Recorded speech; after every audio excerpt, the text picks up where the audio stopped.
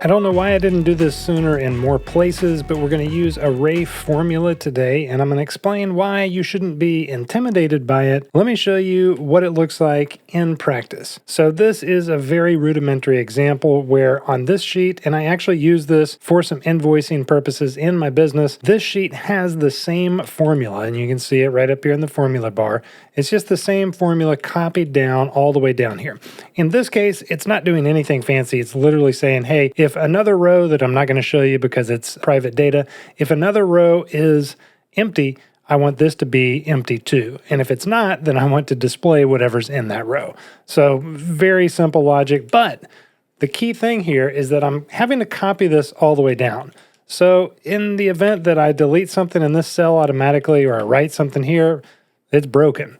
And I have to come back up here and I can very quickly fix it. I could copy and paste everything down in a couple keystrokes. However, if we just had one formula in one cell at the very top of the range, we could accomplish the same thing.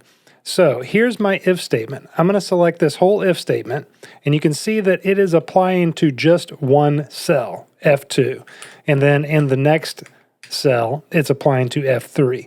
So it just goes down, and just like most formulas do, when you copy them down, it copies down to the subsequent rows underneath.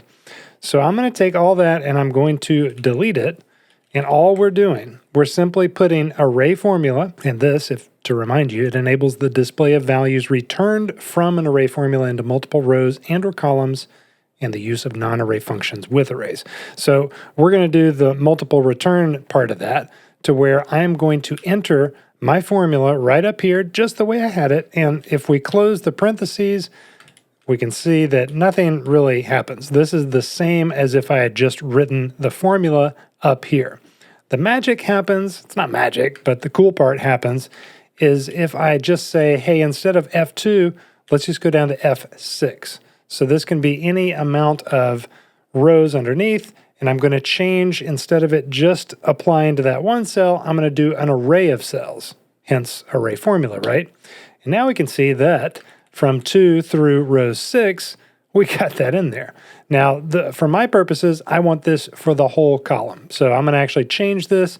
In Google Sheets, you can just write F, and that will denote that however many rows that there are, this will apply to all of them. And now, as you can see, that one formula is now spilling down, if you will, to use some Microsoft Excel vernacular, all the way down to row 41. And if I had stuff down in F like 77, it would spill all the way down here. It would go, in fact, until the final row in the spreadsheet.